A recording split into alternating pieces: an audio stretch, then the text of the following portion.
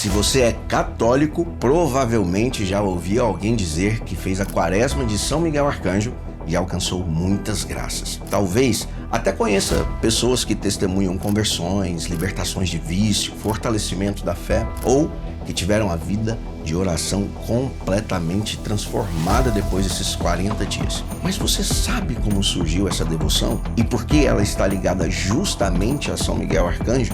Neste vídeo, nós vamos descobrir a verdadeira história dessa poderosa tradição. Vamos entender por que essa prática que ficou desconhecida durante séculos tornou-se uma das devoções mais populares entre os católicos brasileiros e aprender um detalhe que muda completamente a maneira como vivemos essa devoção. Eu sou o Thiago Benetti. E se você gosta desse tipo de conteúdo, se inscreva no nosso canal, curta esse vídeo, compartilhe com seus amigos, seu grupo de oração e clique no sininho para receber um aviso quando subirmos mais um vídeo para o canal. Isso nos ajuda a produzir mais vídeos como esse de forma gratuita para você crescer na fé. Antes de mais nada, vamos esclarecer uma coisa que confunde muito as pessoas. Apesar do nome, a Quaresma de São Miguel não faz parte da liturgia oficial da igreja e não tem relação direta com a Quaresma propriamente dita, aqueles 40 dias de preparação que antecedem a Páscoa. Ela recebe esse nome porque também compreende um período de aproximadamente 40 dias dedicados à oração, ao jejum, à penitência e à conversão, inspirando-se simbolicamente nos grandes períodos bíblicos de preparação espiritual, ou seja, ela não substitui a Quaresma da igreja e não possui o mesmo caráter litúrgico. Agora que isso está claro, vamos investigar a sua história. Para entender a sua origem, precisamos voltar ao século XIII e conhecer um pouco melhor o homem que deu início a essa tradição, São Francisco de Assis. Quando pensamos neste santo, geralmente lembramos da sua simplicidade, humildade, da sua relação com a natureza e com os animais. Mas a espiritualidade franciscana vai muito além disso. São Francisco era um homem disciplinado e virtuoso. Ele jejuava frequentemente, buscava longos períodos de silêncio, retirava-se para lugares isolados e cultivava uma intensa vida de contemplação. Seu objetivo era muito claro: conformar cada vez mais a sua vida à de Cristo. E quanto mais conhecia de Jesus, mais desejava imitá-lo. Foi justamente por causa desse desejo de união com Deus que São Francisco passou a viver diversos períodos prolongados de retiro espiritual durante o ano. As fontes franciscanas relatam que ele costumava realizar 3 quaresmas além da preparação para a Páscoa. Uma em honra a Nossa Senhora, outra dedicada aos santos apóstolos e uma terceira em honra a São Miguel Arcanjo. Mas por que São Miguel Arcanjo? Na espiritualidade medieval, São Miguel ocupava um lugar enorme de destaque. A tradição cristã sempre reconheceu nele o príncipe da milícia celeste, aquele que combate Satanás, protege o povo de Deus e conduz as almas ao céu. Francisco via em Miguel um poderoso aliado na luta espiritual e alguém profundamente unido à vontade de Deus. Para ele, recorrer a São Miguel significava pedir auxílio para vencer o pecado, perseverar na graça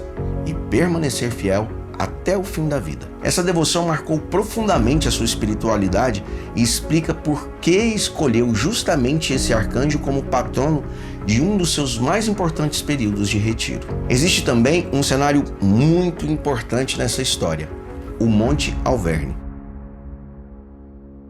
Foi ali que São Francisco encontrou um profundo lugar de recolhimento para os seus retiros. Ele sempre ia para este local quando queria se dedicar ainda mais à oração, sozinho ou acompanhado de outros irmãos. E foi isso que ele fez em agosto de 1224. São Francisco chegou ao Monte Alverne logo após a solenidade da Assunção de Nossa Senhora, em 15 de agosto.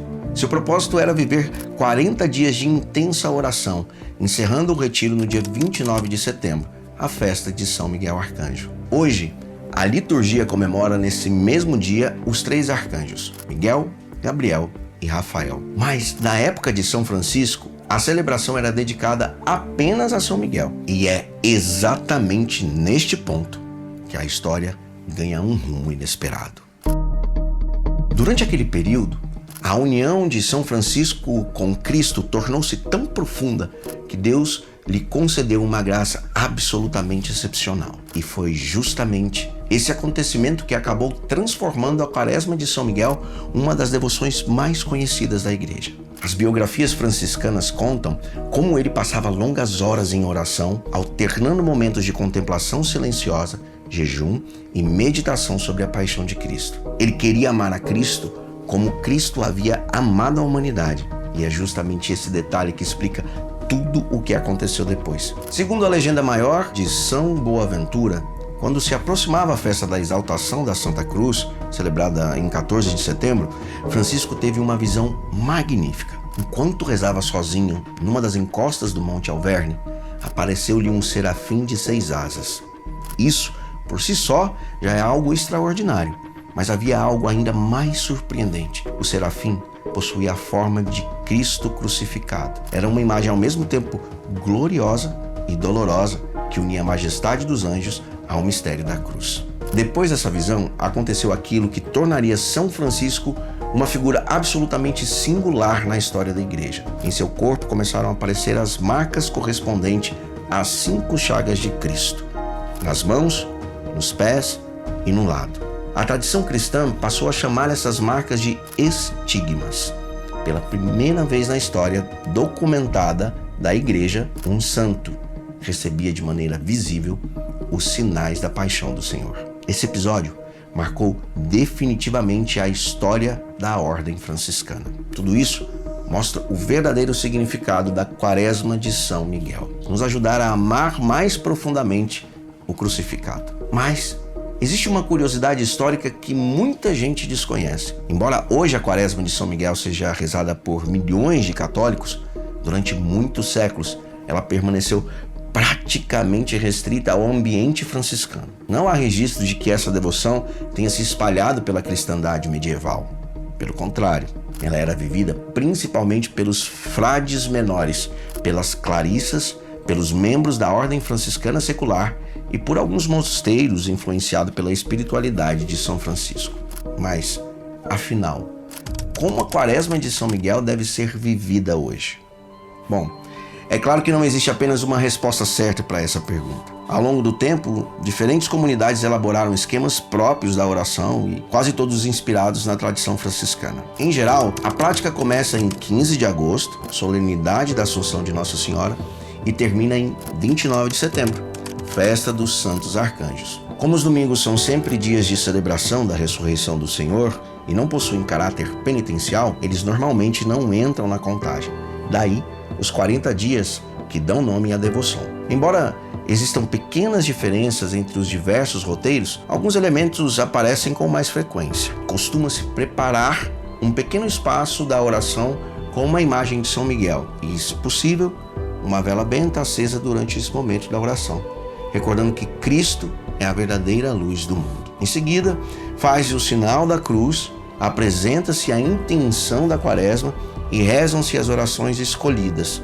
Muitas pessoas utilizam a oração composta pelo Papa Leão XIII, a ladainha de São Miguel, o texto de São Miguel ou outras orações também aprovadas pela Igreja. E oferece uma penitência concreta, adequada às possibilidades de cada fiel. Também é altamente recomendável participar da Santa Missa sempre que possível, buscar o sacramento da confissão durante esse período e intensificar a leitura da Palavra de Deus. Lembre-se que São Francisco não deixou um manual detalhado sobre essa prática. Aliás, como vimos, esse nunca foi o seu objetivo. O que precisamos entender é como ele viveu aqueles 40 dias. Oração perseverante, penitência, silêncio, recolhimento e um profundo desejo de configurar a sua vida a Cristo. Todo o restante foi sendo organizado posteriormente para ajudar as pessoas a viverem a espiritualidade. Não existe nenhuma obrigatoriedade aqui.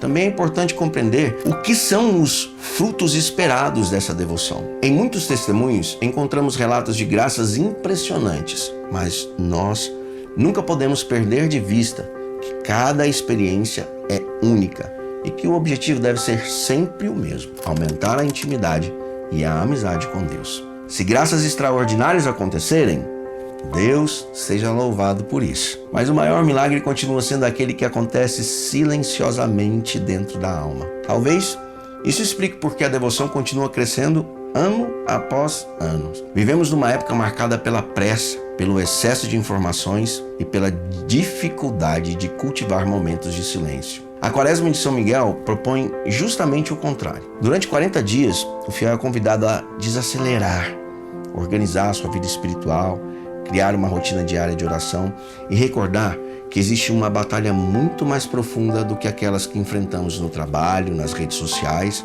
ou nas preocupações cotidianas. A tradição cristã sempre falou do combate espiritual, não para alimentar medo, mas para lembrar que a vida cristã exige vigilância, perseverança e confiança em Deus. Neste contexto, recorrer à intercessão de São Miguel significa reconhecer que não estamos lutando sozinhos. Talvez seja justamente aqui que esteja o maior ensinamento deixado por São Francisco. Durante décadas, Francisco buscou a santidade nas pequenas coisas, na oração diária, na pobreza, na humildade, no serviço aos irmãos e na obediência à vontade de Deus. Os estigmas vieram apenas no final dessa caminhada, mas como uma graça que ele jamais procurou. Em outras palavras, o extraordinário nasceu da fidelidade ao ordinário. Talvez essa seja a maior lição para quem deseja viver a Quaresma de São Miguel nos dias de hoje.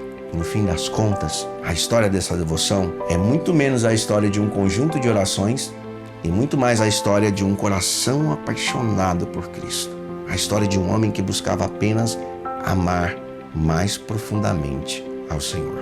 Talvez seja por isso que a Quaresma de São Miguel permaneça tão atual, porque ela nos lembra que Deus continua chamando homens e mulheres à conversão, não necessariamente por meio de acontecimentos extraordinários, mas pela fidelidade cotidiana, pela oração perseverante e pela confiança naquele que permanece como o grande defensor do povo de Deus. São Miguel Arcanjo.